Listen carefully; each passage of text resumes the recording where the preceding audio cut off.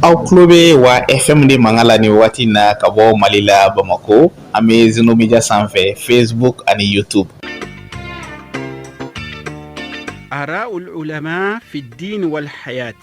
دونبو كحكلا ديننا أن ينميالا آراء العلماء في الدين والحياة دونبو كحكلا ديننا أن ينميالا oye walandaye mibi talike dinena ani kibariyawla ani seko ani dongola ani hadamadenw ka ɲɛnamaya taabolo bɛɛ lajɛlen na araul ulama fi din wal hayat dɔnnibaw ka hakilila dinena ani ɲɛnamaya la o ye walandaye min bi tɛmɛ sɛnde fiɲɛsuru sanfɛ juma o juma k'a daminɛ nɛgɛ kaɲa 10 na ani miniti 5 fɔɔ ka taa bila nɛgɛ kaɲa 12 la araul ulama fi din wal hayat dɔnnibaw ka hakilila dinena ani ɲɛnamaya la o ye walanda ye min bɛ labɛn ka se aw ma aw balimakɛ Musa Baba Sila fɛ fasalu ahla zikri in kuntum la ta'lamun sadaqallahu alazim.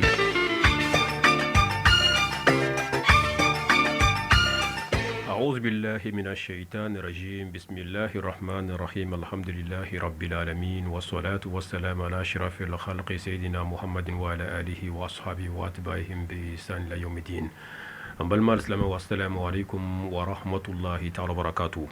Watina au solembe au ka radio mandila radio shendo ikaro kafo ni jumodo mba inkonda na miye desamru kalo yi ambale klim kwa nflala bi samba fla ani sam wansa wati kene na miye jumada saniya yi ni anko makula sirila ba dawra kwa lima ko radio makono ambale klishi gina bi samba kene kemena ni sambina ni sanduru Allah kira sallallahu alaihi wasallam boli makani kata madina no ijra sai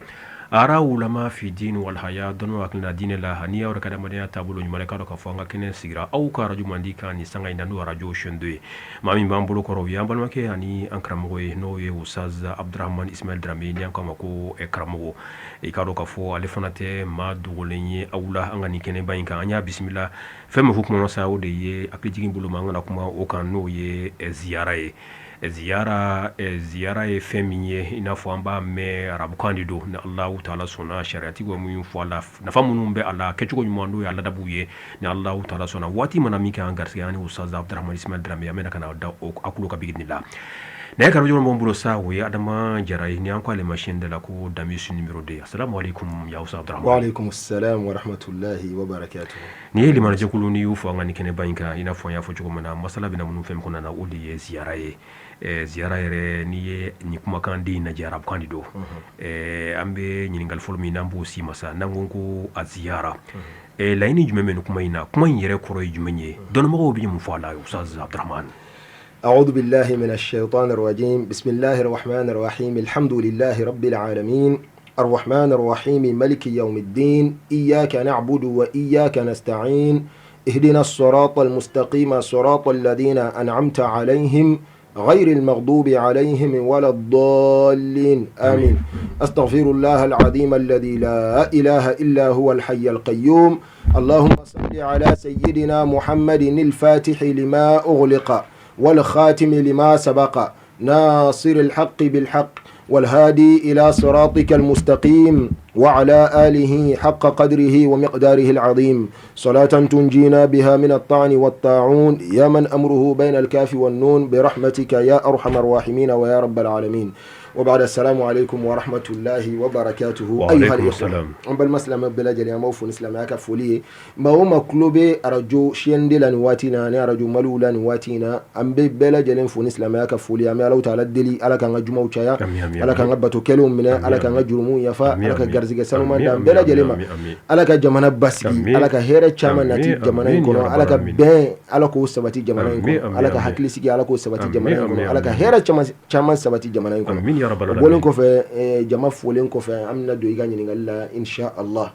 ka anda dola yin ni ngali ke ko ziyara na fora ko ziyara mune ziyara we ni afota arabukan do ziyara ale bebo modama dola niko zara karsa atarabo karsa zara Muhammadun Zaidan Muhammadu tarabo Zaidi atara Zaidi atara boy o filu yi kwa aho filu zara o filu filu madi yazuru a bɛ ka taa bɔ a ye zawuran bon zawuran o y'a fɔ cogo dɔ ye bɔɲɛla kelen aw ziyaratan walima bɔɲɛla n'a fɔra ko karisa taara bɔ karisa ye an b'a fɔ ko ziyara n nana b'u ye ziyara kosɔn bɔɲɛ kosɔn bɔɲɛ in sisan nafa bɛ se ka sɔrɔ a la foli bɛ se ka k'a sira fɛ balima sinjitigiw bɛ se ka k'a sira fɛ a bɛ se ka kɛ i taara bɔ ɲɛnɛma dɔ ye a bɛ se ka kɛ i taara bɔ su dɔ ye nin bɛɛ bɛ sɔrɔ bɔɲɛ in sira fɛ hali bɔɲɛ dɔ bɛ yen o tɛ ɲɛnɛma ni su ko ye adamadenya la o bɛ kɛ i taara bɔ fɛn dɔ ye fɛn min ti kuma yɛrɛ n'an b'a dɔn k'olu olu ye fɛnw ye n'olu ye jamadu ye o tɛ kuma i n'a fɔ sisan maa ka taa bɔ alikaaba la o fana ye ziyara de ye umura kɔrɔ ko ziyara karisa taara umura la a taara Alahu Taala ka so ziyara hiji yɛrɛ kɔrɔ ko ziyara karisa ye Alahu Taala ka so kɛrɛnkɛrɛn ka taa a ziyara ka taa bɔ a la o de la ziyara bɛ sɔrɔ an ka bato kɔnɔ mais ziyara min b'an ka bato kɔnɔ ziyara kɛcogo damadɔ don silamɛya jɔsen o ye jɔsen 5 jɔsen 5 na n'o ye hiji ye o laban ye ziyara de ka taa bɔ Alahu Taala ka so la Alahu Taala yɛrɛ ka laɲini kosɔn a ye taa bɔ ala walillahi ala nasi hajjul bayti man istata'a ilayhi sabila a bɛ maaw kan Alahu Taala de y'a k'u kan farida ye u ka taa ka so hiji ka taa bɔ so in na tawafu de bɛ kɛ o sira fɛ bon ziyara la n'i taara nin kɛcogo damadɔ fana b'o la o kɛcogo fana an bɛna tila ka kuma olu kan mais ziyara mana fɔ dɔrɔn o kɔrɔ ko karisa taara bɔ karisa ye o ye arabukan lɔgɔ ye mais istilahutigiw fɛ yen o kɔrɔ i taara bɔ nin fɛn in ye a ka se ka nafa dɔ sɔrɔ walima e ka se ka nafa dɔ sɔrɔ a bolo o ye ziyara ye bon o yɔrɔ fana la fɛn damadɔw fana bɛ sɔrɔ yen mun ye bonyakow ye i bɛ se k'o sɔrɔ n'i taara bɔ mɔgɔ ye a bɛ se k'i bonya a bɛ se k'i bonya ni bonyafɛn dɔw ye e yɛrɛ bɛ se k'a bonya ni bonyafɛn dɔw ye o bɛɛ bɛ sɔrɔ ziyara kɔnɔ sisan ziyara yɛrɛ an bɛ ka ziyara minnu kɛ n'o ye kaburu ziyarali ye an ka laɲini o de mais an bɛ don na an ye bakuruba de fɔ sisan kaburu ziyarali kuranɛ kumara a kan yɔrɔ jumɛn na fo o yɔrɔ fana ka jateminɛ o yɔrɔ de bɛ jateminɛ an bolo an bɛ baara kɛ n'o ye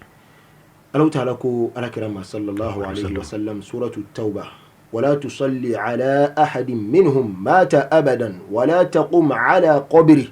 إنهم كفروا بالله ورسوله وماتوا وهم فاسقون يورين يقول أقول على كرامة ولا تصلي على أحد منهم مات منهم إبا في سورة التوبة كنا أبب منافقون لكم ومنهم الذين يؤذون النبي كما يمنافقوا دويمون من النبي من ترى ومنهم من عاهد الله كما يمنافقوا دويمون من الله تعالى لا يدون يقول الله نين دين ما نبين كيه منهم في التوبة كنا أبب منافقون المقصود منه المنافقون منافق المدينة بس المدينة منافقين كتشان كسبة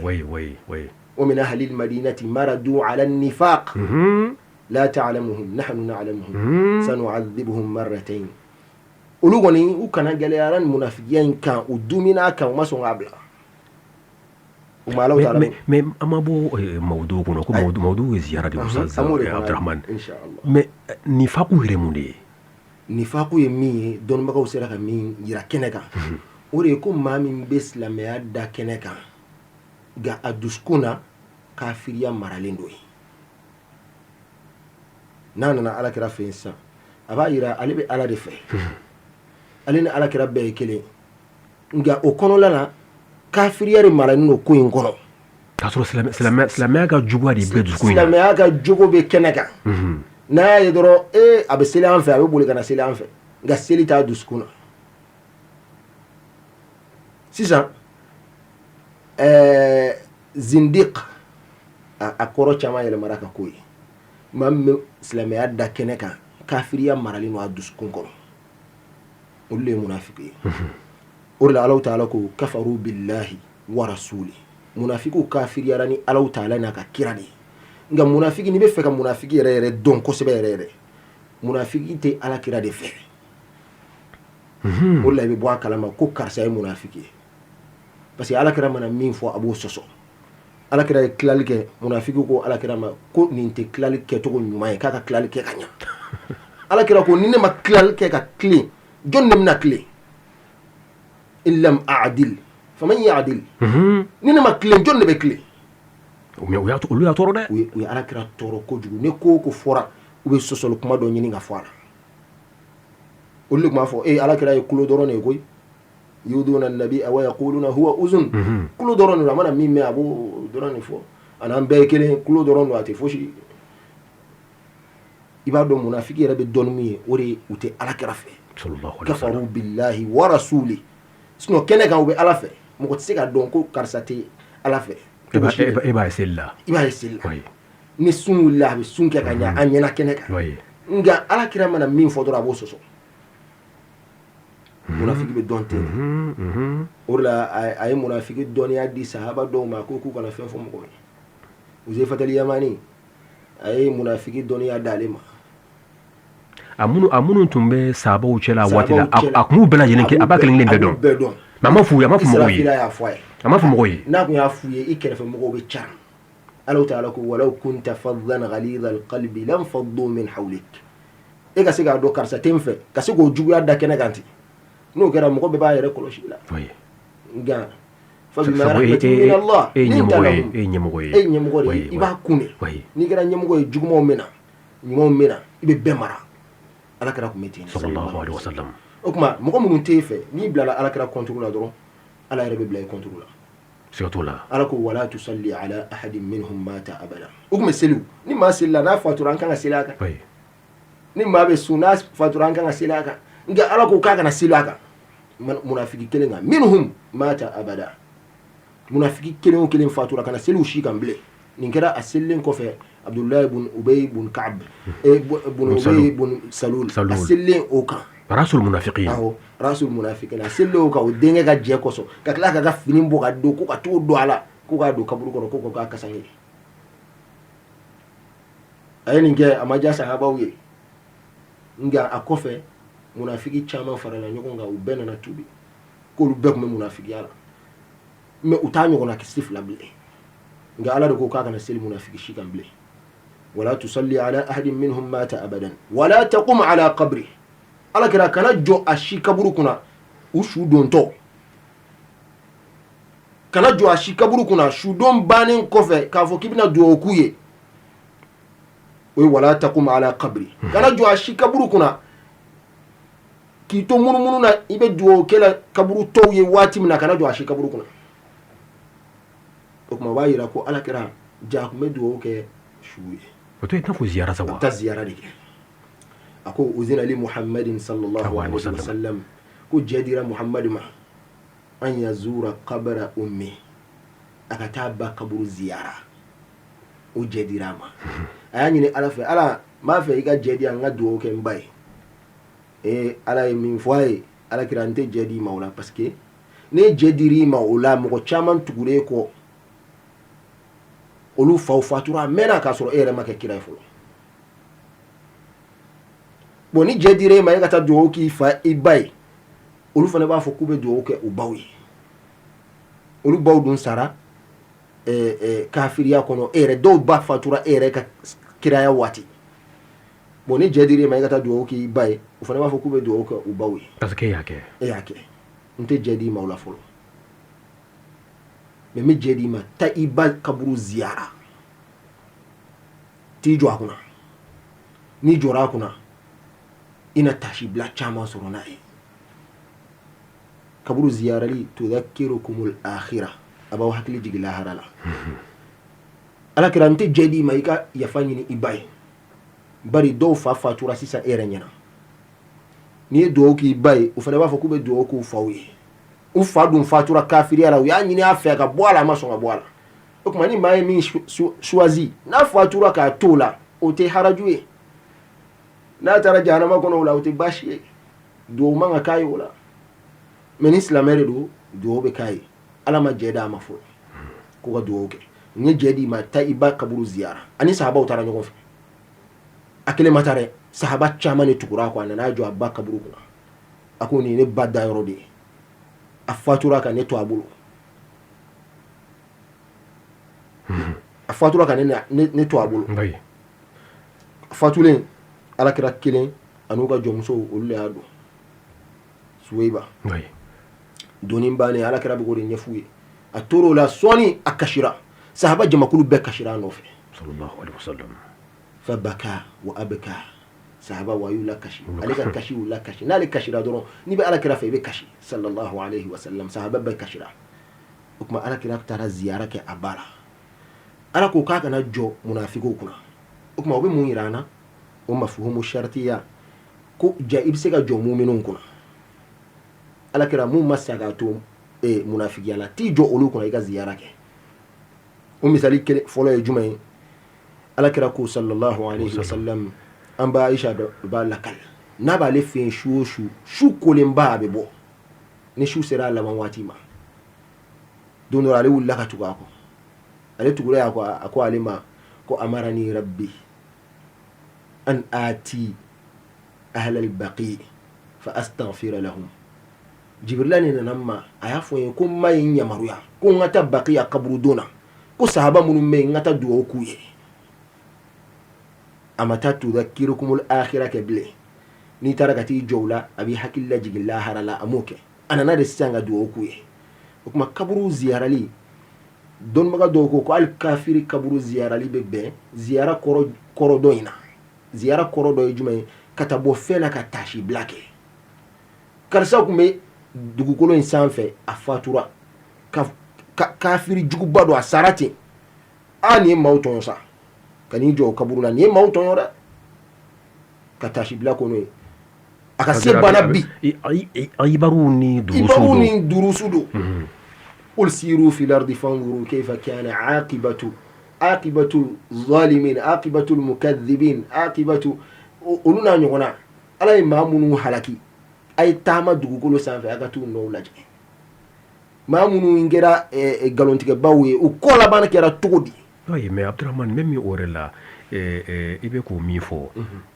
effectivement o dɔw bɛ yen o ye tasi bilaw de ye quoi tasi bila belebele mɔgɔ dɔw bɛ yen masakɛ dɔw tɛmɛna kanu togatan c'est-à-dire u ye dansagow ni fɛnw kɛ Firawun n bɛ fɛ k'o de f'i ye c'est-à-dire n'i ye tourisme lajɛ mɔgɔw bɛ waribaw don biyew la ka taa Egypte Misira jamana kan ka taa Matafu la ka taa musée la u bɛ taa ka taa Firawuna lajɛ voilà dayɔrɔ bɛ yen u bɛ taa ka taa lajɛ voilà mais silamɛ tɛ mais ka tasi bila kɛ ni kun bɛ dugukolo sanfɛ fanga mun b'a la dɔnnibaga dɔw ko i bɛ se ka taa kafiri fana ziyara a bɛ faamu ziyara la o ziyara nafa t'o la nafa tɛ sɔrɔ n'o ye nafa min bɛ sɔrɔ n'o ye dɔrɔn o bɛ k'i waaju de mais nafa min bɛ se su ma o ziyara an bɛ ka sɔrɔ an ka laɲini y'o de ye nafa min bɛ se su ma nafa min bɛ se e ziyara kɛbaga fana ma an ka laɲini ye nin o tuma ala ko k'a ka taa jɔ muminun kunna a ka dugawu k'u ye a tun bɛ taa bakiya kaburu don na a bɛ taa dugawu kɛ n'o ye alakira ye sallallahu alaihi wasallam a tun bɛ taa uhudi shuhada'u kaburu don na san o san minnu tora uhudi kɛlɛ la a tun b'a ka bagan ta ni sahabaw bɛ taa ɲɔgɔn fɛ n'u sera a b'i jɔ ko ninnu ye uhudi maaw ye minnu fatura uhudi kɛnɛ kan o kuma jidenw b'o min kɛ u bɛ ka alakira ladege kɛ u bɛ ka alakira ladege san o san a bɛ taa siɲɛ kelen uhudi sahaba minnu fatura a bɛ t'i jɔ u la seyidu ninnu n'o y'a sɔrɔ ziyara dabɔra dɔrɔn ko tudhakirukumul akhira alakira tun bɛ da bakiya parce que su minnu bɛ a bɛ se ka tasi bila kɛ n'olu ye lahara mais munna a bɛ taa fo shuhada uhud a bɛ t'olu ziyara kun jumɛn na walasa ka dugawu k'u ye walasa ka alaw ta'ala deli ye البقية هي مين فوق قال مريا أيوة مين فوق ليستغفر لهم على سيجا دوكوي ما فجأة دونو كم يقول لا دروك دلو كمان على أسمعنا أم فاطمة رضي الله تعالى عنها على كجناك أبوابها الذي البتول مسومين السن فاطمة الزهراء الذي سن يرى كوجوا أديم ب ودابورا جانا ماشينا وداتي وتمي على ko mi yɛrɛ ko nte alakira ko yɛrɛ la sa ala k'an kisi o ma alakira bɔnna k'a fɔ nte alakira ko la o tuma e tɛ kisi bilen ale tun bɛ taa Uhud Hamza dalen no yɔrɔ min na juma o juma Hamza da yɔrɔ juma o juma a bɛ t'i jɔ yen a bɛ kalan kɛ yen an ba Fatima juma o juma ka ala kira tubalu la sallallahu alaihi n'a ye wasallam kalan kɛ a mana duwawu kɛ ka ban u b'a fɔ duwawu ma ko sola a bɛ duwawu kɛ n'a tilala duwawu la a bɛ kasi ni jateminɛla an ba Fatima la juma o juma a tun bɛ taa nin kɛ n ye min di o yɔrɔ la o ye musow bɛ se ka taa ziyara kɛ bari an ba Fatima tun bɛ taa ziyara kɛ a muso filanan ye jumɛn ye ala kira tɛmɛra dɔ la sallallahu alaihi wasallam o sigilen don a bɛ kaburu dɔ kunna a bɛ ka kasi ala kira nana tɛmɛ a la ala kira ko a ma ittaqillaha wasbiri siran ala ɲɛ dɔrɔn i ka sabali a bɛna fɔ ka maa dɔ fatura maa in ka bɔ a bolo kosɛbɛ a sigilen don a bɛ ka kasi mais a tɛ ka kule bari kule tɛ bɛn kaburu kɔnɔla la o de la u bɛ musow bali u kana taa kule kaburu kɔnɔla la muso e kan aw ye lawuraw ye cogo dɔ la e ka taa tila ka taa kule ni kasi ye kaburu kɔnɔ nin yɔrɔ la musow bɛ bali kuma dɔw la k'u kana taa ziyara kɛ ni muso in a sigilen don a ye ziyara kɛ ala kira na tɛmɛ a ko k'i taqillaha wasbiri siran alaw taala ɲɛ i ka sabali ala ye nin min k'i la jarabina de don ala bɛ k'i lajɛ de muso ma ala kira dɔn a ko n'a ɲɔgɔnna kun kɛra e la e fana kun bɛ kasi ala kira tɛmɛra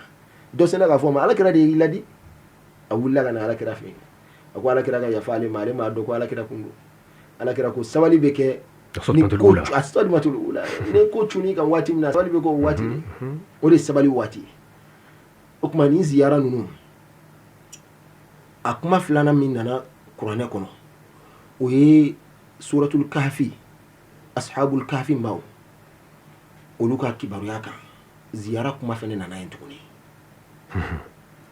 قال الذين غلبوا على أمرهم لنتخذن عليهم مسجدا ما منو يغلبوا لو كونيو كان كسبه نولو إسلاموية نوغا كباريا مولا الدنيا كسبه نوي أصحاب الكهفي ولو موريكو كو أمنا مسيري جو أكونا ناي مسيري جو سان أنا نزيارك واتي ni mɔgɔw nana u na tashi bila kɛ ni ninnu ye maa minnu ye san 300 da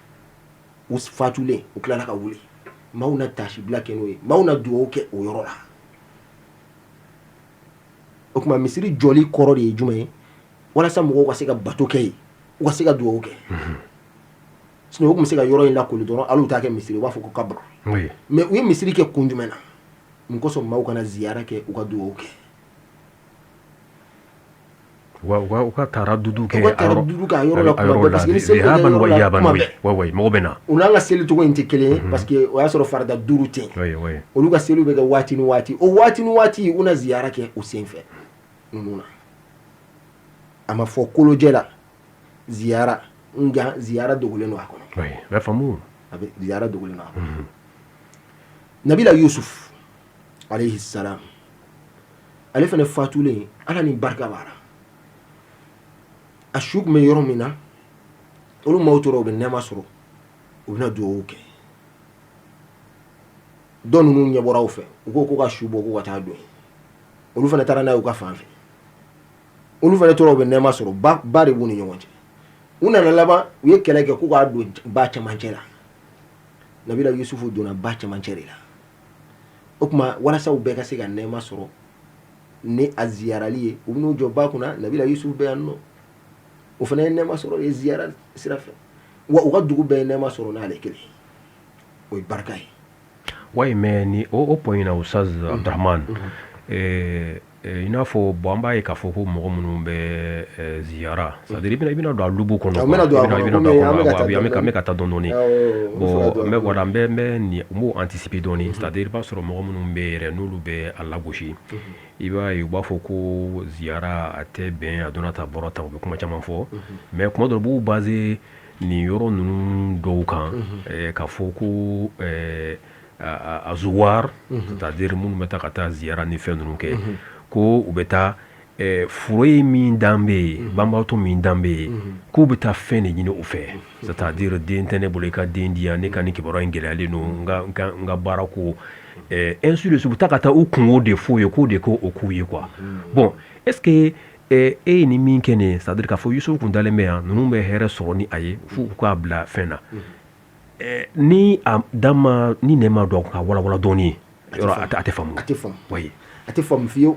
comme ye kuma daminɛ dɔrɔn Ayi. n bɛ fɛ ka a tɔni lase ye insha Allah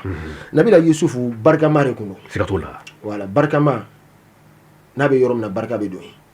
Alahu taala ye barika cogoya fɔ an ye ka caya a ko an ma so dɔ bɛ yen ko barika b'o la inna awwala baytin wudi'a linnasi lalladhi bi bakkata mubarakan so fɔlɔfɔlɔ min ni o dara maaw ye o ka se ka seli o kɔnɔ n'o ye alikaba so in ye k'o bɛ Maka ko yen barika de bɛ yen na e ni ne taara hiji la ɲinɛ insha Allah salon an ye hiji kɛ barika bɛ yɔrɔ in na i yɛrɛ y'a togoya ye sisan a bɛ san 1000 dɔɔnin bɔ bi o ye Ala kɛra ka waati Seyiduna Ibrahima ka waati debi o waati barika bɛ yɔrɔ in na bari a ye dugawu kɛ Ala ye barika don yɔrɔ la Ala de ko so fɔlɔ don barika b'a yɔrɔ la o ye yɔrɔ kelen o kuma barika bɛ yɔrɔ min na mɔgɔ mɔgɔ sigilen don o bɛɛ bɛ barika sɔrɔ o fɛn in nɔfɛ hali u tɛ baara kɛ a ko yɔrɔ filanan ma سبحان الذي أسرى بعبده ليلا من المسجد الحرام إلى المسجد الأقصى الذي باركنا حوله سنويا بمسامي سورة تاما كناك جونكي كبو لهرما مصر لا وي بركة يروي كتم مصر يرو جانا نوي بيت المقدس يروي كوفنا بركة يروي أكرف لا بفنا الله تعالى بركة دوين بنا الذي باركنا حوله ودغ مغو بهرب بسرو النوكرا كافري باسكي بركة بي i b'a sɔrɔ arabu dɔw bɛ silamɛya yɛrɛ t'u bolo mais hɛrɛ bɛɛ b'u bolo barika de nɔ don barika bɛ yɔrɔ la o ye yɔrɔ ka barika ye e maa min tugura yɔrɔ la i bɛ barika sɔrɔ a nana ni adamaden dɔ ye a y'o ta fɔ an ye k'o fana ye barika maa ye inni abdullah Seydina Isa ka kuma waja'alani nabiyyan waja'alani mubarakan aynama kuntu Alahu taala ye ne kɛ barika maa ye mana kɛ yɔrɔ o yɔrɔ n'ale barika maa kun magara banabaatɔ la a bɛ kɛnɛya a bɛ se ka ɲɛ di ɲɛtaa ma mɔgɔ min tɛ kuma a b'o la kuma a bɛ su lawuli barika de b'a la biiznillah a b'a kelen o kelen kɛ wa ubri'u lakmaha wala barasa wa uhyil mawta biiznillah wa unabbi'ukum bima ta'kuluna wa ma tadakhiruna fi buyutikum mawla duniya fɛn min n'a b'o dun ani aw bɛ fɛn min mara a ka sow kɔnɔ dumunimafɛnw na o bɛɛ bɛ kɛ ni Alahu taala ka jɛn mais barika de b'a la barika min donna a la o barika kosɔn barika bonyana dɔw ma f'u ko Ala den don Ala ko ale den tɛ laqad kafara alladhina qalu inna Allaha salisu salasa minnu ye Isa kɛ Ala sabanan ye k'a ba kɛ filanan ye ka Ala yɛrɛ kɛ sabanan ye olu bɛɛ kafiriyara barika nɔ don barika bonyana a la kojugu kira yɛrɛ taara inda bani sagad olu ye hɛrɛ sɔrɔ Ala kɛra nalen barika de b'a la k'a nana sindi la barika an bɛ ka kuranɛ taw de fɔ dɔrɔn sɔnni an ka don barikaw de don awɔ barika dɔrɔn de don non hali mɔgɔ minnu ni tasi dɔrɔn i b'a faamu i b'a fɔ effectivement ni karisa min nalen filɛ an fɛ fɛn de ye o de barika de kosɔn ni hɛrɛ bɛ ka o cogoya de don nabila yusufu ta kɛra ten Ala k'o yiri dɔ ma yuqadu min shajaratin mubarakatin zeytunatin k'u bɛ fɛn in mɛnɛ yirila yiri min n'o ye barikama ye barika bɛ yiri in na olive n'an b'a wele ko zeytuna zeytuna yiri bɛ ka furakɛli min kɛ bi Ala dɔrɔn de b'a hakɛ dɔn mɔgɔw bɛ taa tulu san da caman de la parce que barika b'a la a yiriden bɛ dun a tulu bɛ mɔgɔw kɛnɛya a yiriden bɛ mɔgɔw kɛnɛya ni barika kɛr'i la barika bɛ don fan caman de la ni maa magar'i la dɔrɔn o bɛ barika sɔrɔ siga t'a la a ko kuranɛ ma hada kitabun anzalnahu mubarakun hada kitabun anzalnahu ilayka mubarakun o fana b'a la ni kuranɛ de ye kuranɛ min ni barika b'a la n'aw masa y'a jigi e kan ni maa min sɔgɔra kuranɛ la Ala bɛ barika don o la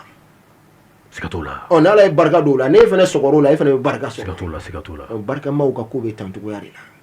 a bɛ faamu ni barika cogoya ye barika mana don ko la dɔrɔn a bɛ bonya de a ti jɔ bilen Seydina Yusuf barika de tun b'a la ni barika bɛ maa la n'a dara yɔrɔ min na barika bɛ cari u ko ba de b'olu ni ɲɔgɔn cɛ an ka taa don ba cɛmancɛ la n'a donna yen barika bɛ cari an ni ɲɔgɔn cɛ ba de b'an ni ɲɔgɔn cɛ an ka don cɛmancɛ la n'a donna yen dɔrɔn barika dɔ bɛ taa yan fɛ barika dɔ bɛ taa yan fɛ an bɛɛ bɛ dɔ sɔrɔ a la parce que a tun bɛ ninnu ka côté fɛ olu dɔrɔn de tun bɛ barika sɔrɔ dɔw ninnu fana taara bɔ ka taa don u ka côté fɛ olu fana tun bɛ barika sɔrɔ u ko an ka don cɛmancɛ la an bɛɛ bɛ barika sɔrɔ n'o ye o y'a ye an ma don e ka ɲininkali kɔnɔ fɔlɔ e ka ɲininkali ye jumɛn ye ka taa fɔ su karisa nin di yan su tɛ se k'o di bilen o banna ni su bɛ se k'o kɛ a kun tɛ fatu su yɛrɛ bɛ ala de deli ala nin di ne ma jumɛn bɛ kɛ su la n'an taara ziyaraw la fɛn fila bɛ yen dɔnnibaga ninnu caman fan caman bɛnna o kan fan tɔw ninnu taara ko ayi k'olu tɛ jɛ n'o ye o ye tabaruku wa tawassulu ka barika ɲini ni fɛn dɔ ye surtout adamaden walima maa min fatura dɔnnibaga fan caman ko k'o bɛ bɛn ka camancɛ kankɛya kɛ ni danfɛn dɔ ye n'o ye adamaden ye dɔnnibaga fan caman kɛ k'o bɛ bɛn ka da kuranɛ aya dɔ kan Allahu ta'ala ko walaw annahum iz zalamu anfusahum ja'uka fastaghfirullaha wastaghfara lahumur rasulu lawajadullaha tawwabar rahima amana ke alakira ne e mantun sahabaw silamɛ ɲumanw n'u y'u yɛrɛ kun tɔɲɔ ni ala ko fɛn min maɲi n'o galontigɛ maɲi u y'olu kɛ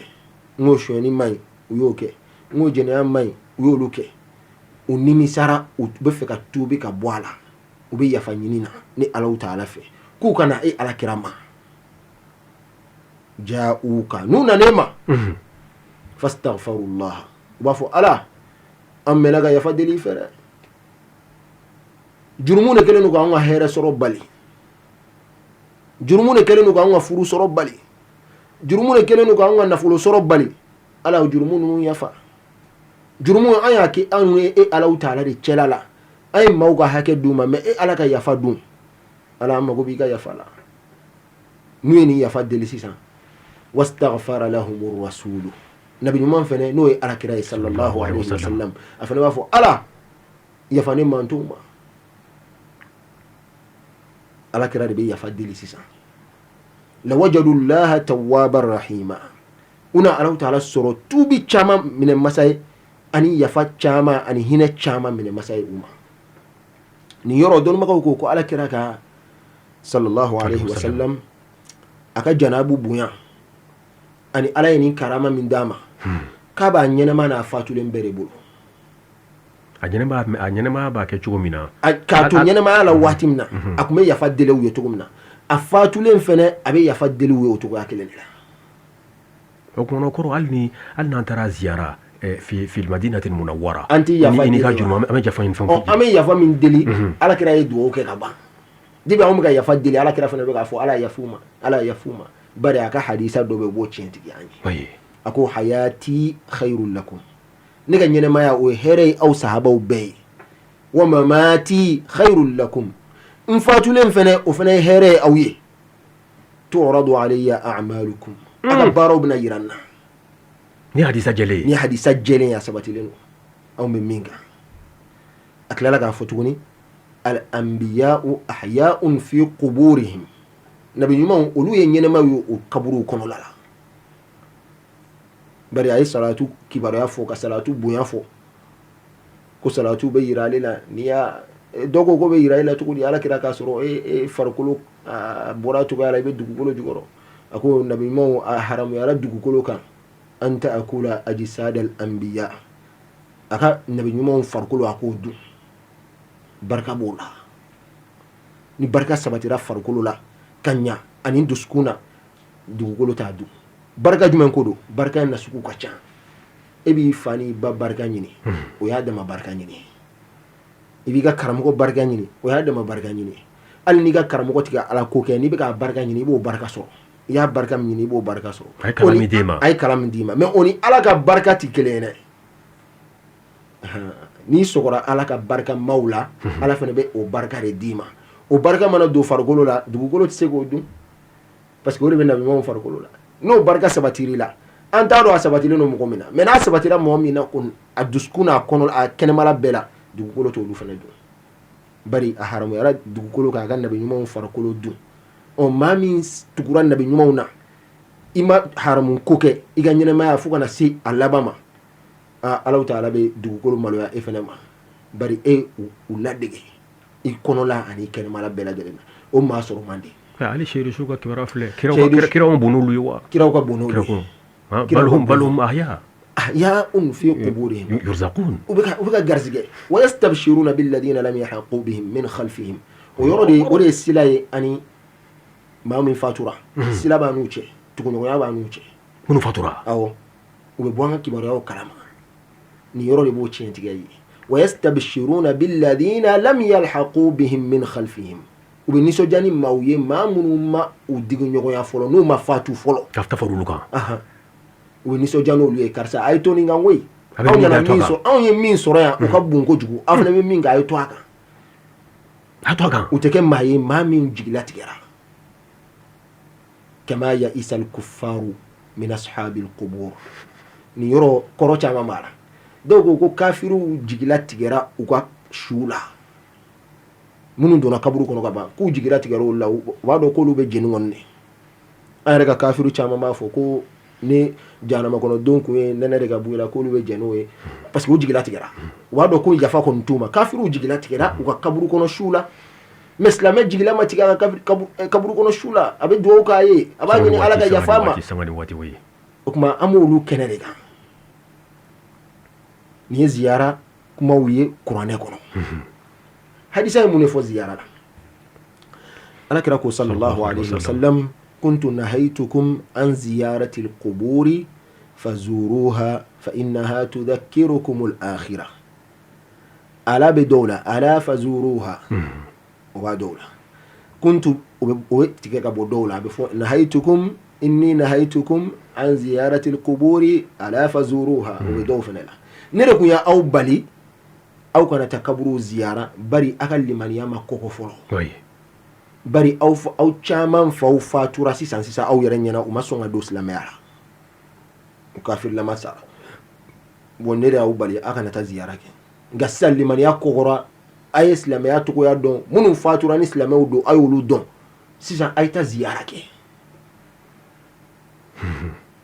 tant que a bɛ ziyara kɛ a b'aw hakili jigin lahara la ni hadisa in kelen pe b'a bɛɛ bɔ cɛ ni muso bɛɛ ni b'a bɛɛ bɔ dɔw ye an ba Aisha ye ko an ba Aisha ala kira ma muso bali ziyara la o y'a sɔrɔ a bɛ ka taa balimakɛ ziyara bɔra yen a ko ala kira kun ye bɛɛ de bali ziyara la a kelen ka dagara an bɛɛ de n taara n balimakɛ de ziyara a bɔlen o ziyara kɛyɔrɔ la o tuma o b'a jira ko musow ni cɛw bɛɛ bɛ se ka taa ziyara la kaburu kɔnɔ mais sharti u kana taa kɛ kule yɔrɔ ye o de musow ta ye u kana taa kɛ kule yɔrɔ ye ladabu minnu kan ka sɔrɔ ladabu minnu komi an ka respecter an bɛ don a la kosɛbɛ parce que ladabu caman bɛ ziyara la nin ye hadisa belebeleba ye o tuma n'i nana ziyara la sisan i bɛna jɔ minnu kunna u b'a dɔn k'e nana Allahu akbar o fana b'a dɔn k'e nana o la alakira b'a lakali an ye hadisa dɔw la ma min ahadin يمر بقبر أخيه المؤمن كان يعرفه في الدنيا أما ولي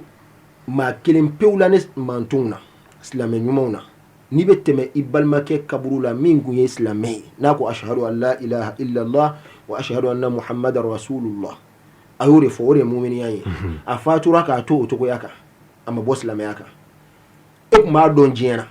فيسلم عليه يفولي داما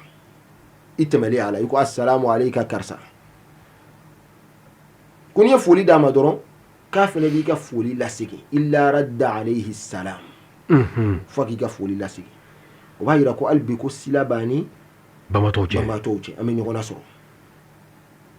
ja an'u bɛ ɲɔgɔn lasɔrɔ awɔ an'u bɛ ɲɔgɔn lasɔrɔ n'i donna kaburu kɔnɔ dɔrɔn n'i ye foli kɛ dɔrɔn kaburu kɔnɔ su b'i laminɛ an ba Aisha ayo la kali an ye ala kira ka hadisa la sallallahu alaihi wasallam ako ala kira ko ale ma ne tara bakiya an fɛnɛ bɛ ka mun fɔ ala kira ko ni tara bakiya kaburu dona sallallahu alaihi wasallam i b'a fɔ assalamu alaikum ahla diyar aw barzakhu du maw n'aw b'a ka lahara waati fɔlɔ la foli b'aw bɛɛ ma lahara waati fɔlɔ lahara waati fɔlɔ kaburu de barzakhun ila yawmi yub'athun ni bɔra diɲɛ kɔnɔ na i bɛ taa barzakhu la barzakhu ye lahara waati fɔlɔw ye la harati ma yoro kacha ni bora barzakhu la yesoro kana do la kunu me soro kake sona anga do karsa tara aljina la wa atara jana mala tema yoro kacha ni ngalu be siratu be hawdu be fanga tema ni bela jarena aljina wal ma jahannama ala kan fara aljina ma mais Oustaz Abdraman ba foko et a fo ça effectivement au beau foka foko ni saya kera c'est-à-dire que c'est la hara ko ni foma ko marahilu chambala et tapu chambari bala ba foko ko asal hadhihi al marahil هي حياة حياة في القبر كوريكا نغابي atobe gelari ala kan gishi koyi ala kan kisi kaburu yere fene man nogona mais na fora ko yen nogomani ko dore be mu ma siratu ko fen siratu num be jenni ne bala ga kala ko walma tebo betun o kuma minga nogo ore kaburu ye folo bo kaburu ala kera ko kale manto me fitne kaburu kono ni anga ziyara kum bayre re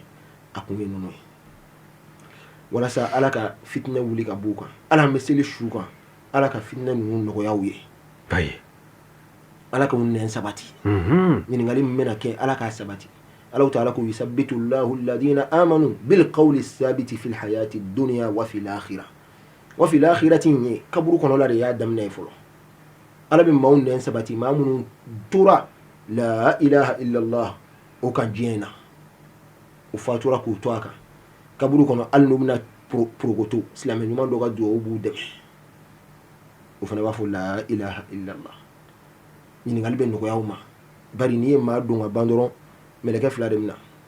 anw dalen don olu la dɔw ma da la mais anw dalen don a la kafiri dɔw bɛ k'a fɔ ko tɛ tiɲɛ ye Allahu akbar ni maa min ni kafiriya ni kafirala i ta tiɲɛna quoi fa inna lahu ma'ishatan danka dɔnnibagaw ko ye kaburu ka koroni kaburu ka ɲininkaliw kaburu ka tɔɔrɔ min bɛ kɛ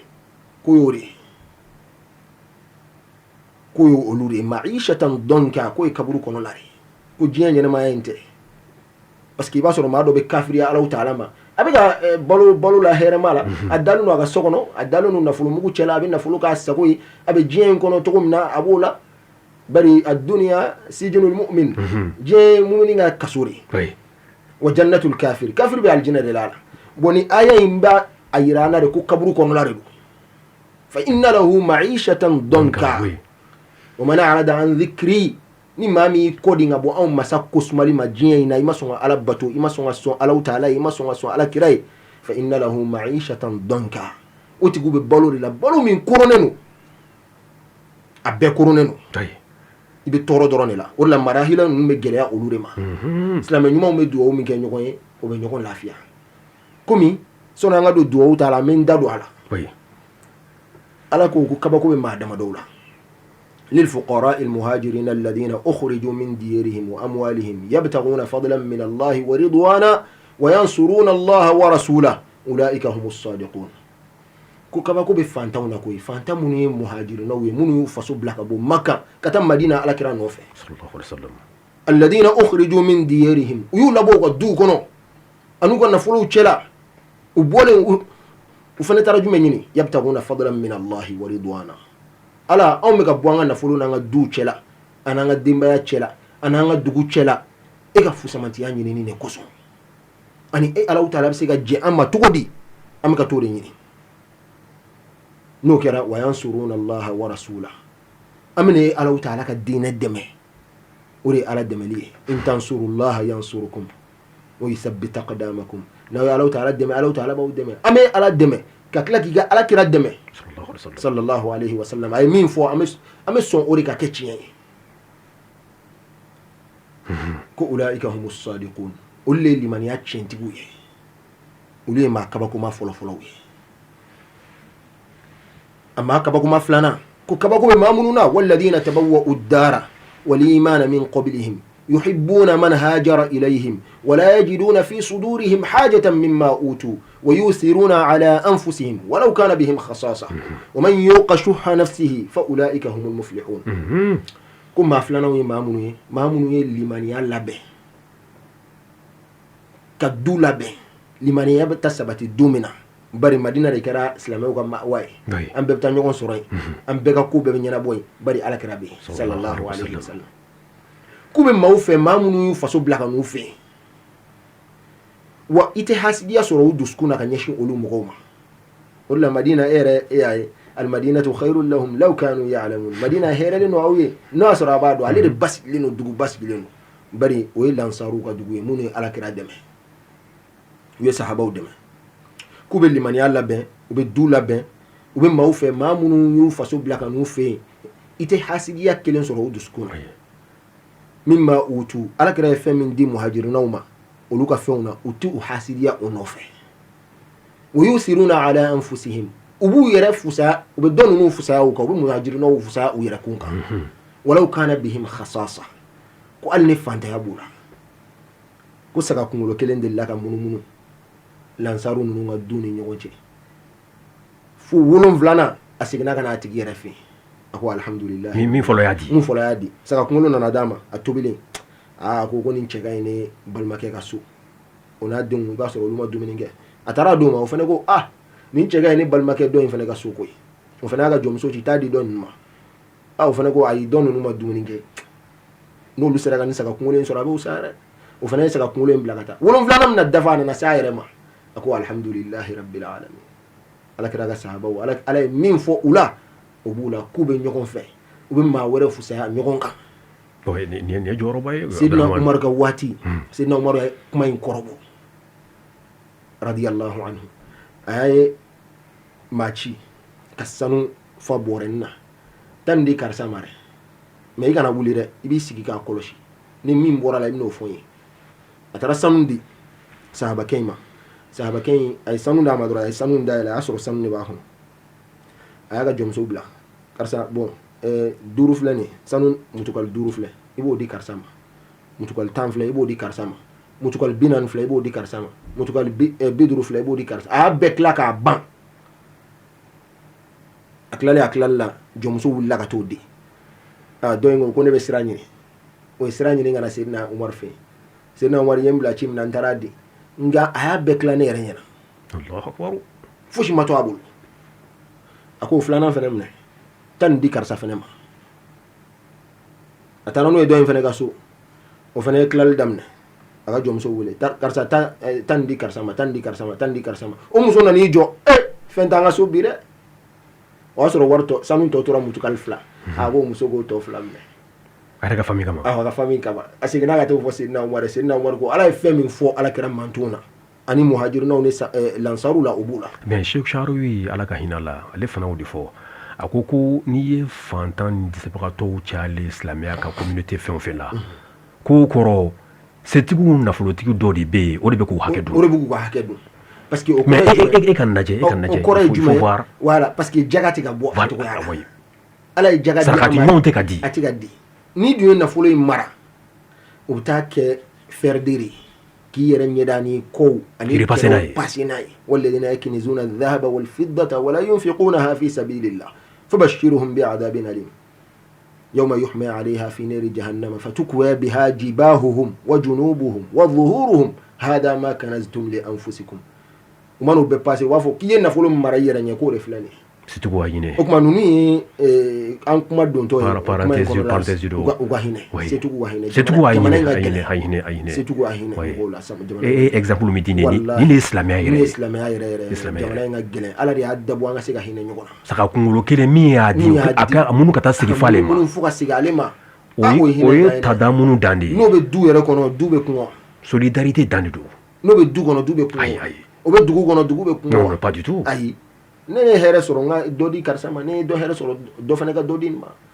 hali bɛn bɛ sabati aw ni ɲɔgɔn cɛ wallahi o tuma ninnu ye maa kabakoma 2nanw ye ala sɔrɔla ka na mun fɔ wa man yuqa shuhha nafsihi ala mana maa min kisi ni ka bakhiliya gɛlɛma fa ulaika humul muflihun olu ye maa kisilenw ye ala y'i tanga ye ni ka bakhiliya gɛlɛma i b'a dɔn nin fɛn in kan ka di karisa ma n'i y'a d'a ma a b'a nafa wa a tɛ fosi tiɲɛnen i tilala k'o minɛ k'o bila i bolo o de ye bakhiliya gɛlɛn ye n'ala y'i kisi o ma o ye fɛn na belebeleba de ye e y'o bɔ ka di o tuma ala ta ala y'i kisi o tuma anw tɛ se ka ko ninnu 2 si la fo an ka fɛn dɔw kɛ an fana bɛ fara kabakoma 3nan kan kabaguma sabananw olu be diɲɛ kɔnɔ ka yaala olu ye jumɛnw ye walladina ja'u min ba'dihim ko maaw de be yen kɔfɛ olu fana ye kabakomaw ye dɛ minnu nana sahabaw lansaru ni muhajirunaw kɔfɛ anw bɛɛ b'o la mais an tɛ se ka k'u la fo an ka fɛn dɔw kɛ wala an fana bɛ fara kabakomaw kan n'an m'o kɛ an tɛ fara o kan dɛ yaquluna u b'a fɔ rabbana ighfir lana ala yafa anw ma anw yɛrɛ ma anw minnu bɛ diɲɛ kɔnɔ yafa anw ma wali ikhwanina an'an balimaw ma alladhina sabaquna bil iman balima minnu y'an kɔni limaniya ye minnu fatura u y'a fɔ ashhadu an la ilaha illallah wa ashhadu anna muhammadar rasulullah u y'o fɔ ka sɔrɔ ka fatu anw ɲɛ sahabaw bɛɛ b'o la i ko ala ka yafa olu ma tabi'inaw b'o la i ko ala ka yafa olu ma tabi'inaw b'o la i ko ala ka yafa olu ma e mɔkɛ min kɛra silamɛ i ko ala ka yafa olu ma i ye nin duwawu in ta ala bɛ yafa bɛɛ ma wala taj'al fi qulubina ghillan lil ladina amanu ala kana mɔnɛrɔ minɛ ani kɔniya kan'o mara anw dusukun na ka ɲɛsin maaw ma minnu fatura ka kɔn an ɲɛ sahabaw la الذين آمنوا ka ɲɛsin maaw ma minnu fatura ka kɔn an ɲɛ an ka maa fɔlɔ tɛmɛnenw na minnu ye silamɛya kɛ dɔw fana bilalen don sahabaw ni an ka maa fɔlɔw kɔ ani maa kɔrɔbaw kɔ k'u lagosi dɔrɔn ka kɛ i n'a fɔ ma foyi kɛ u dun ye baara caman kɛ wallahi u ye ko caman kɛ hali n'a dan'o dɔrɔn ma hali ni ko dɔ mɛn o kan i da de alimami maliki ka kuma i da de fɛn kan fɛn min tɛmɛr'u ni ɲɔgɔn cɛ parce que ko caman tɛmɛra n'i da de i bɛ lafiya mais n'i ko i b'a fɔ i bɛna kɛ jugement kɛla yɛrɛ hali ni tiɲɛ b'i bolo a cɛ man ɲi e la e t'a juger ala de b'a juger a cɛ man ɲi e la ala de b'a juger o tuma ni anw ye nin duwawu kɛ anw bɛ fara olu kan nin ye duwawu fɛnɛ dalilu de ye kuranɛ kɔnɔ ka duwawu kɛ banbaatɔ ye n'i taara kaburu la i n'a fɔ foli la ala kira y'a fɔ an ba Aisha ye n'i ye foli in kɛ ka ban kaburu marahila fɔlɔ mɔgɔw n'i y'u fo i b'a f'u ye ko aw de ye fɔlɔ ye aw minnu kɔnna anw ɲɛ minal mu'minina wal muslimin aw minnu ye silamɛw ni mu'minunw ye aw minnu kɔnna wa inna insha allahu bikum la lahiqun n'Allahu ta'ala sɔnna aw bɛna aw digi ɲɔgɔnya k'i ka duwawu jumɛn kɛ ka fara o kan wa yarhamullahu almustaqdimina minna wa minkum wal mustakhirin Allahu ta'ala ka yafa maaw ma minnu kɔnna anw na ka taa lahara ani aw minnu kɔnna ka taa lahara ala ka yafa aw ma ani minnu bɛ yan nɔ fɔlɔ n'u ma taa ala ka yafa olu bɛɛ lajɛlen nin ye duwawu de ye kaburu la o tuma o b'a jira ko ja ko duwawu bɛ jaabi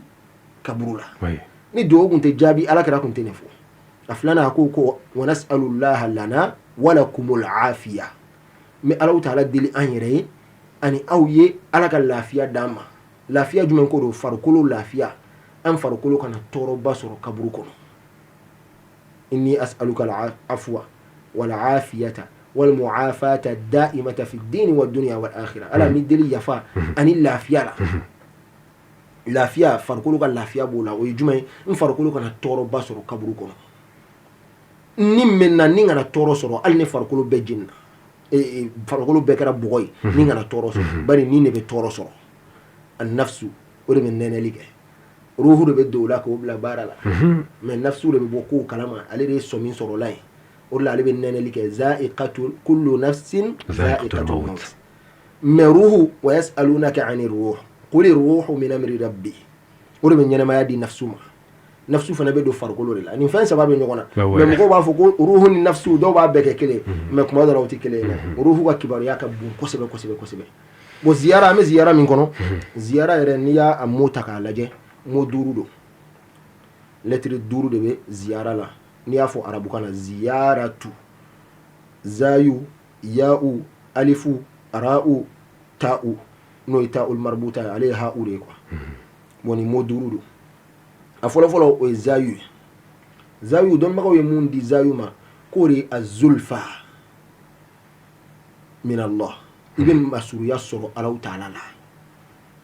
maa o maa bɛ taa maa ɲuman dɔ ziyara i bɛ masuruya sɔrɔ Allahu ta'ala la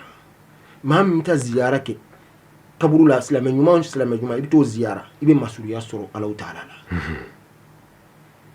o ye kelen a filanan o ye ya'u ye o ye yumnullah Allahu ta'ala ka barika maa o maa bɛ taa silamɛ ɲuman dɔ ziyara i bɛ ala ka barika sɔrɔ yen nɔ ibta mu'minu man do ziyara ibe ala ka barka soro bari o dalino yoromna ala keleno ko tanga mu'mini ako hurmatul mu'min a'zamu inda Allah min hurmatil ka'ba mu'minin Allah horoma ala kira da yafu sallallahu alaihi wasallam Allah horoma ka bon ala ta'ala yoro ka tebe al-ka'ba la horoma mu'minin kelen fagali mu'minin kelen nafulu cheni mu'minin kelen deguni afarkolo la patame cheni atanga cheni o ka bon ala ta'ala bulu ka tebe al-ka'ba o kuma wayira al-mu'minin fatule o kelen be o kuma ni tara mu'minin ziyara ala illa horma dama no e barkaye o barka be yelay fe o yumnullah asabana al-ulfa tugu nyogonya ani deli ini ala ta'ala che ibo so ni tara mu'minin troisième lettre quoi o troisième lettre no e alfuye o ulfare ni yo kedro be deli nyogonya ni tugu nyogonya soro ini ala ta'ala che ma meta mu'minin ziyara ala bi ka ateri bari mu'minin ku ala ta'ala teri المؤمنون والمؤمنات بعضهم أولياء بعض يأمرون بالمعروف وينهون عن المنكر ويقيمون الصلاة ويؤتون الزكاة ويطيعون الله ورسوله أولئك سيرحمهم الله إن الله عزيز حكيم مؤمنون بنيون جماريا أولي نيون تروي وبسلجو وبجكدي وبألا كرا لبتو صلى الله عليه وسلم الله تعالى بنا هنا أولوري لا وكبركم ألا فرالينوكا o kuma ni ala farala olu kan ni ala ka degi ɲɔgɔnya ni tora ka t'u kaburu ziyara i b'o sɔrɔ a lettre saban nanna n'o yɛra u ye ara o ye rahmatullah ala ta'ala ka hinɛ duwawu in na sisan a bɔra k'a fɔ sa wa yarhamullahu almustaqdimina minna walmustakhirin ala ka yafa maa o maa minnu kɔnna anw ɲɛ o kuma i bɛ ala ka hinɛ sɔrɔ ala ka hinɛ u la i bɛ ala ta'ala ka hinɛ sɔrɔ n'i taara mumini kaburu ziyara o ya rahmatullah ala ka hinɛ de bɛ yen hinɛ in kɔnɔ ka dun dɛ hinɛ kɔnɔ ka dun dɛ hɛrɛ bɛɛ b'o la hɛrɛ bɛɛ b'a la garizigɛ bɛɛ b'a la fɛn bɛɛ b'a la a duurunan o ye ta'ul marbuta o ye ha'u de ye quoi o ye hudallah ala ta'ala b'i kana walladhina jahadu fina lanahdiyannahum subulana ni jija ziyara sira kan ala ta'ala b'i kana k'i bila ka sira ɲumanw kan ziyara la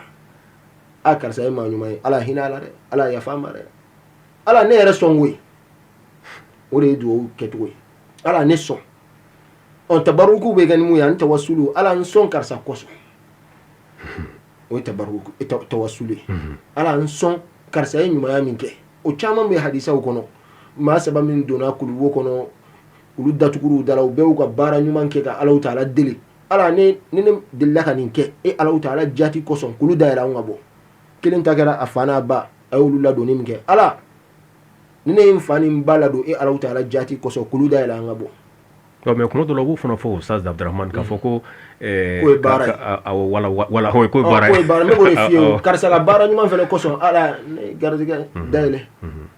kana fɔ karisa yɛrɛ bilen dɛ karisa ye baara ɲuman min kɛ ani ala ta'ala cɛ ala nin kɛ ne o fana tɛ baara ye o fana baara ye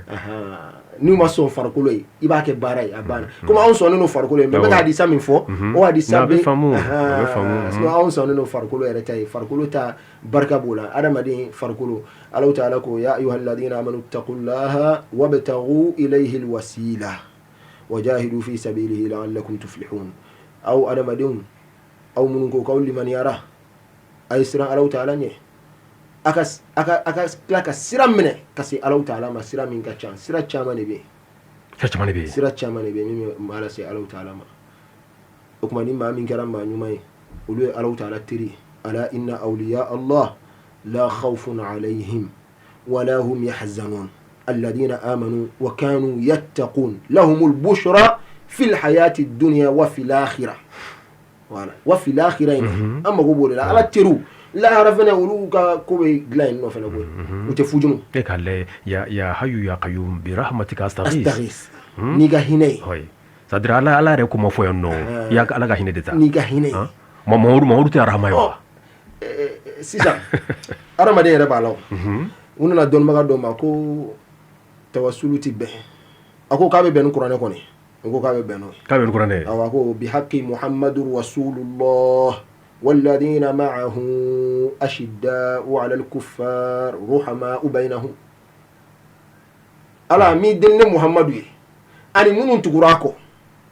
نوغا جلن كافرو غا نوغا هنا أني ويرن نيوغن تشو هنا نشيدو أني نيوغن تشو على ميدن نولو فني أو غو أي كو آيا كو غاني آيا كنغرونين فو كو فنته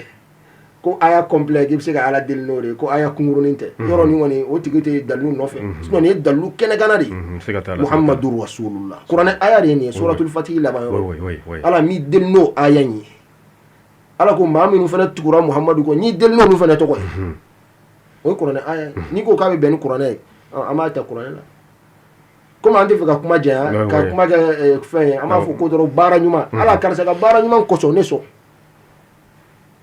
ya bana c'est-à-dire ne al ni ere tara ka ta fenga ka fogal bisa ka ta tawassul ke c'est-à-dire li mayit eteta kata kibita kena ayre jismu ye walma fen wore sa nga wore bola yayi tara ka bita kata ziyara kata duwuka aye ka hina ni Allah ta'ala fe aye wallahi aka ay bara nyuma min ki ka bla o de sin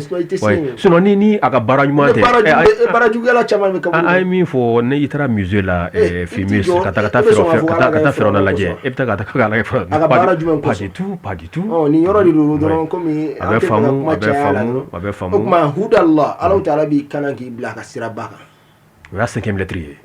lettre ni lettre duru ni ma min tara ala ka ma nyuma fe ziyara iben besoro ibn besro o kuma ziyara albi amba fo ziyara ere koro disi sanfela ni to ziyara ki ala bi bla sanfere zawra koro ko disi a'la sadr disi sanfela zawra yori or la bun muhibu tigi ba fa tadiqu bi ad-dunya al-fasih majaluha wa nafsi li tul al-bu'd qad sa'a haluha وليس بغير القرب ينعم بالها شفاء سقامي زورة لو أنالها إني لأرجوها ولو كنت في النعش صلاة وتسليم على قبر أحمد وقبر أبي بكر وقبر أبي حفص نيبو المهيبو تجي الفازازي أني المهيبو ألوف لا جراك النرجع أكو قد تضيق بي الدنيا ko jiɲɛ bɛɛ bɛ koron ale la alfasihu majaluha jiɲɛ munumunu yɔrɔ fɛrɛlen don ni yɔrɔ min jɛ bɛ se ka taa yen mais jiɲɛ koron ale la k'a sɔrɔ wari b'a bolo mais jiɲɛ kɛra koron fɛn ale la wa nafsi li tulil bu'di qad sa'a haluha ale ni o mɛli kosɔn ala ni jiɲɛ korona la ama se ka taa alakira kaburu ziyara ale ka dɔnkili bɛɛ dara o de kosɔn alakira kanu de b'a la kojugu ama se ka t'o ziyarali min kɛ a mɛli min kɛra o la kadi sa a haluha a ni ka lahala bɛɛ tiɲɛna n'i y'a ye a fasalen don a kɛra banabaatɔ ye a lahala yɛrɛ man ɲi k'a sɔrɔ wari b'a bolo a ko walaysa bi ghayri al-qurubi yan'amu baluha ale ni ti a ka lahala ti ɲa fiyewu ka kɛ nɛɛmama ye n'i y'a ye dɔrɔn a farikolo bɛ ɲa i ɲɛkɔrɔ n'i y'a ye fini min mana don a la o b'a minɛ o tɛ kɛ fiyewu fo k'a sɔrɔ ale surunya la alakira la de k'a ziyara sallallahu alayhi wa sallam a ko shifa usiqami ale ka bana bɛɛ kɛnɛyali n'i y'ale lahala ye a man kɛnɛ de kuma bɛɛ n'i bɛ fɛ k'o bana bɛɛ kɛnɛya k'o ye zawratun ziyara mun nana n'o ye zara yazuru zawra wa ziyara ko zawratun ko ye ziyara kɛ ko kelen pewu law analuha n'ale tun bɛ se k'o sɔrɔ o b'ale ka bana bɛɛ kɛnɛya law analuha n'ale tun bɛ se k'o sɔrɔ mais a ma se k'o sɔrɔ a ko wa inni la arjuha wa ale b'o ziyara kelen jigiya Alahu Ta'ala bolo ala k'o nɔgɔya ye walaw kuntu fi na'ashi hali n'a bɛ barangali sanfɛ ala ka taa n'ale kaburu ale suye ka t'o da a ka ziyara kɛ ka segin k'ale b'o jigiya nin ye jigiya dan ye min mako bɛ ziyara mun min na n tun bɛ fɛ k'o de yir'i la dɔrɔn a kɔnɔla la o tuma alakira ziyarali de ka bon ni ziyara tɔ bɛɛ ye maa ɲumanw ta bɛ sɔrɔ ka n'o kɔfɛ sisan an bɛ se ka don ladabu la parce que ladabu fana a kɔnɔ ka don dɔɔnin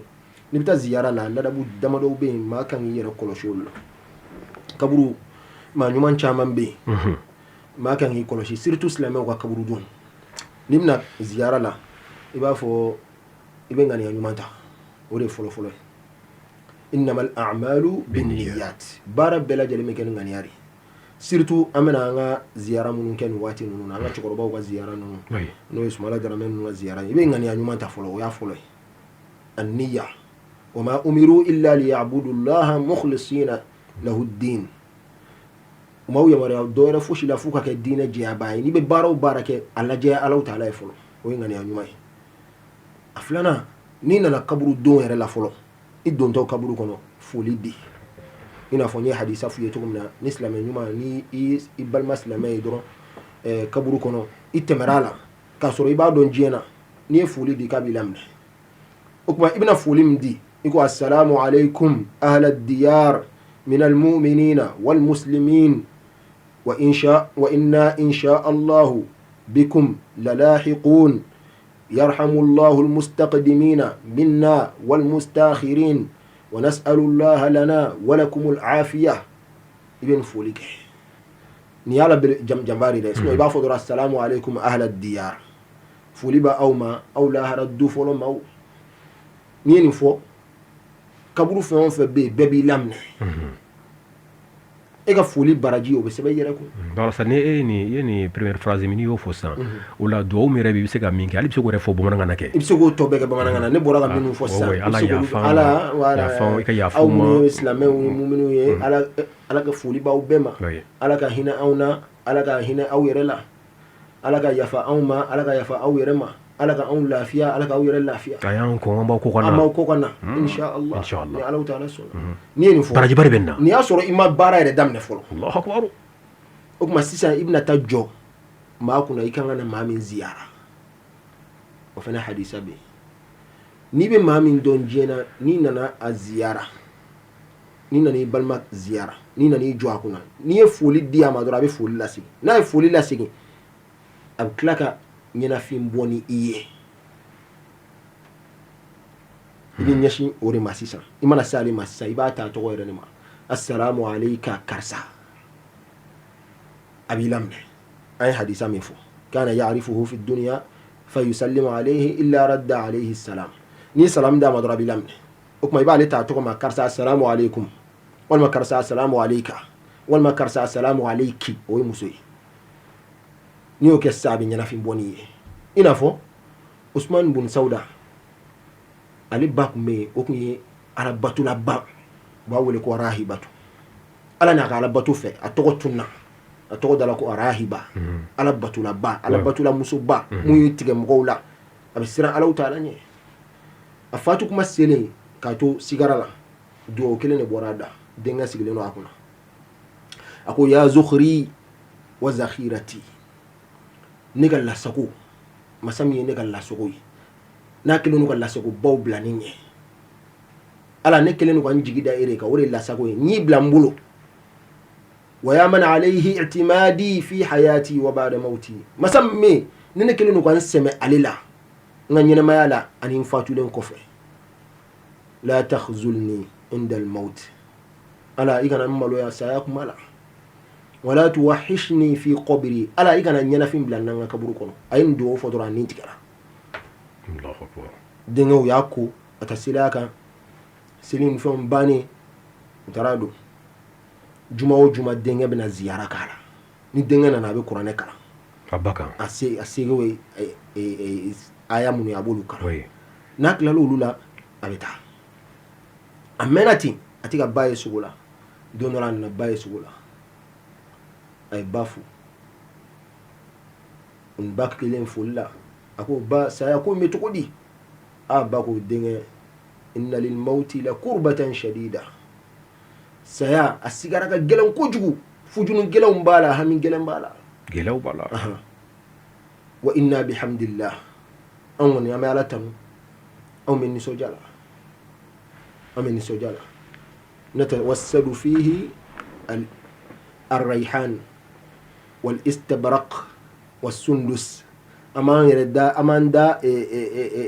tapi sanumanka tapi mun nyehine tapi andalu no luka an kungulo dalu no dara magamau ani dara nyemise oni dara nyekuma baw andalu no luka o sa o klare kuma la dinga ko bama ba nebe fegata nga alaki haja yali mago do bi la ngo fo jien mawiwa bako na'am mago do ben na ibo fo ni tara ni willa ka buga sunna wala ibo fo jien mawi ako mago dum mila ako la tad'a ma anta alayhi min ziyaratina wa du'a lana ibiga ziyara mkana nimna bwanye ani bina du'a mkanye kana dabla fiyo fa inni la ubasharu bimaji'ika ubene la niso jani ga naliye ne ibina na doro ba fo ko karsa be kan idenga karsa be kana min niso jani ye mamunu men kerefa olu bebe niso jani ye ibina du'a mkanya kadanye ko jugu kana dabla ni ya fudura abi o ma abi lamne ni o dalure kerengena ay bay sogola ni lahalaina ibn al-qayyim ni alaka Allahu akbar aka kitabu mtoko sifatu safwa ayni kuma illa kali tantu wala o kuma me ziyara minka angana dawla o kuma ni dona kaburu kono i koloshi ni nyagana taw bila kanu ke kaburu ko kati sigi tasuma ga o gafsa yi sigi kaburu do ka kiboluke o yalla rabu doy ni nana kaburu kono ki nyeshi ibina min ziyara ki nyeshi ama ina fo nyene mayala ni nana mko fe kimna ziyara ke ti nyeshi ama ko tu ko yakelu no nyeshi ama ina fo al-imam maliki ye abi ja'far al-mansur abbas la ka khalifa dodo al-imam maliki ya abla siratukum na alakraka rawdala sallallahu alayhi wa sallam o klalen kuma woni fawna akwa al-imam maliki ma yani men nyeshi al-kabari maka duota wa wal man men nyeshi alakradi ma al-imam malik ko in nyeshi alakrama muna ibi nyeshi ngabo alakrama ki nyeshi al-kabama فهو وسيلتك ووسيلة أبيك آدم أنا كده إيكا يلين سيني كسيني الله تعالى ما وإفا فني على دلني على كده دي على أجدو وجابي على يفرام من يبين نيش نبو على كده ما صلى الله عليه ني حكاية سبنو كتابو شامل وكله أي نيش على كده ما وكما يبين نيش إننا من زيارة يبفولي دالي رد ما كين نيشام نيسي نيشام سيسا مو يننو سيسا إيكا دووك عليه ري ala hine karsala ala yafa karsama o be ke jumen ko fe ikelen ko fe ka qur'ane do kala ala kala ka korfola sallallahu alaihi wasallam iqra'u yasin ala mautakum ay suratu yasin kala ko bamba to ka bo bamba to yanno abe clairo sabata ma fatura sisan sona ga do kaburu kono o bamba to do ma min dona sigarala o bamba to do ma min doneno kaburu kono o fene bamba to do be mauta ni la sabab be ki ga yasi kana iga bambato kuna o kuma mun mesi yasi la olu be yasi reta ore nyinni no ole hine sigadi kosebe ni te sola kul huwa allah kala ore la nga chokoro be kul huwa allah kala shaytan kele uye riwaya chama ni sorala mun yu dala do de la ta maka sino la mena riwaya sebe no kitabu baw kono muhammad al-madani don baga badu ale ya halaka atali ayini kulu wallahu kalan shaitan anin kile makan kaburu dobe ataro de la abenani janaza do ay kulu wallahu kalan shaitan kile aklale wala ay duwo ke ale fane wasoro ubeka doga kaburu se ayi sigi ko abu makono ala kira ka korofo koso ni nana mabla tashyi'ul janaza ibe barajim soro abe fego soro no kiratu ayi jofu na nani shunye usellaka uya do anyira nyina adoni ale da doni asnora o chokoro jawo chokoro bari mu ya ala join ona na afa yesugula karsa ki gana ida kaburu kan tantu ya la ko o chemai on klalo kuma la ale anyi nga ko ni nyebe shudo la ubika nyokon sama ako kubika nyokon sama dumen koso ako kubika nyokon sama kulu huwallahu shaitan kele min ke kaburu la san o be ka ɲɔgɔn sama o barajire nɔfɛ Allahu akbar ako yalu bɛɛ dɔ sɔrɔ ala wa ako ku bɛɛ dɔ sɔrɔ ni riwaya fitin ne ala hafizu chama mun ye hadisa durusi ba shaitan kele ayu bɛ nafa o kuma munun tɛ se yasi la i bɛ se ka kulu huwallahu nun kala o i ka duwawu k'i yɛrɛ bon i ka duwawu k'i yɛrɛ o de y'a laban i ka duwawu k'i yɛrɛ ala nin kene ina fo ala kira ka hadisa la wa yarhamullahu almustaqdimina minna aw munun be anno aw munun kona aw nye ala ka hina aw la أو من ترى والمستأخرين ألا كهنا أو يرلا ونسأل الله لنا ولكم العافية ما ألا دلي لا فيلا أو يري أني أو يري أكماني فنا يكوريك يكدوكي يري ألا هنا أونا إنفو ألا يفو قرآن كنا تقولنا ربنا اغفر لنا ألا يفا أو ما كم ما نما فوتي ولإخواننا الذين سبقونا بالإيمان منو يانكون لمن يالا أكما يكدوكي يري ويرولا توسلوا يبسكاكي ناتي كباري ناتي فرقولي إنفو بركة ما وتويا أو مو وتويا وكا يبسكاكي ألا كارسا كوسو نكني مكانا فو كارسا كاكي كالتي سيكو ويروني ولاربوغا كولوشيان في كوسبه ابنتا من زيارة وتسيكا فنكي ala riba kiye dowri be jabi akaburu yoroina bari ni tara kaburu ziyara nafa munum bala folo nafa folo abi hakli jigla harala tuzakkirukum al-akhirah wa tuzahidukum fi dunya abawla banjena wa turiqul qalba abi duskum magaya duskum man magaya yoro do jabi be yoro sigatola wa tudmi'ul ayn abi nyawji bo aramaduna do mana nin dalen ani an wakar mo bare akme jena ay ala kullasi ay kirata fo ay mawwili ud'u ila sabili rabbika bil hikmati wal maw'izati al hasana kata Allah ta'ala kasirama ni wajulu kan chenyi ani hikma no ko doy ati mashi jiglatige surtout amna do an faga ziyara mina inshallah ala ka barabbe akunti ma jiglatige la harala abin ma jigi da alaka hina soro ni rajau ke la taqnatu min rahmatillah ina ko yaka kuma aka no jigi tiga Allah ta'ala ka hina na imana jiye ko ke Allah ta'ala ka hina ibo soro yo kuma da faga okay me kuma la min fo insha Allah ama nyini befe shini no le 23 décembre samedi an faga ziyara no Ismaila Drame alhaji Sheikh Ismail Drame alika ziyara bin shini an koro ana an fawo ananga shehu kanga lase bema amana ke jinya yoro komi ni yere kera fursa belebele bay karamo Musa baba yan wole kanga na kuma ziyara ka ama lase o kenaka ni buye tokoy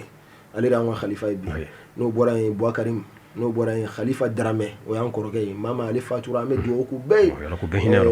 Mohamed Drame Modibo Drame Sheikh Ne Drame Muazu Drame Ali Drame nere de karamo Drame ani almami ni anga chemawi o mama fo ni betoy ananga kalandim baw karamo Modibo Kansai Mustafa Haidara nu ko dube ani Amara Sila ani Njay baba Njay ama refu kosebe ajijale no anaga kalandum meta ziyara ke ronda shushu ame kalange ali ya fo chumina kunu ira borani no Khalifa Drame baba Njay Sheikh Ne Jawara Modibo Kansai bala jilen nana ko na ziyara inga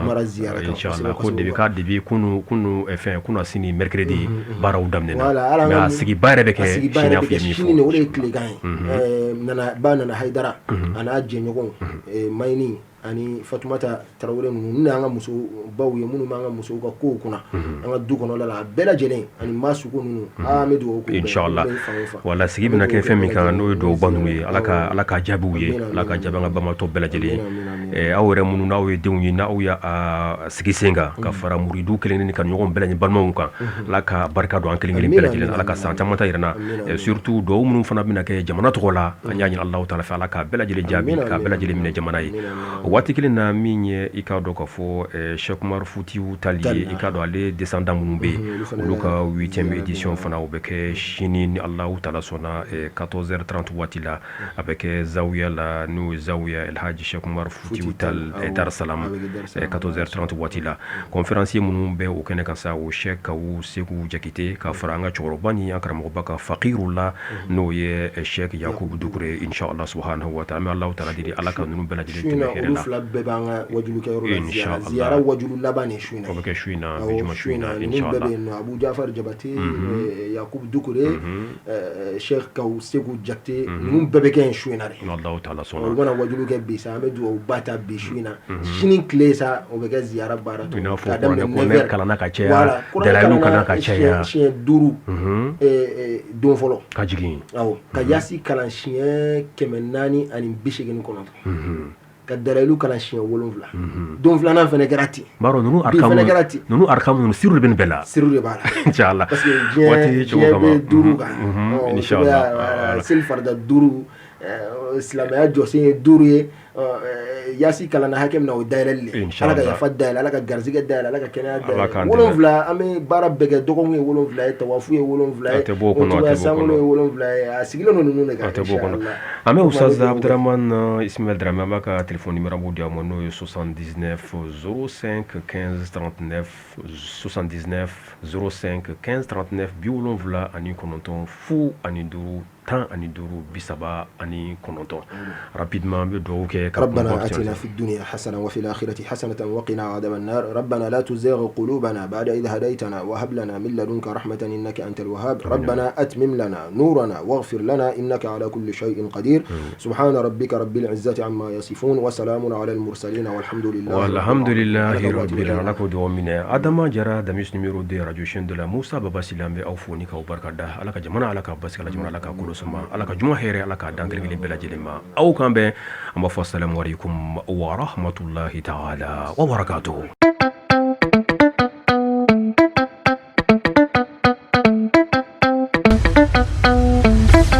Wa FM ni mɔgɔ min b'a fɛ ka don an ka groupe WhatsApp kan i bɛ message ci a ma ni numéro in na 00223 70 23 56 37 Wa FM aw ka radio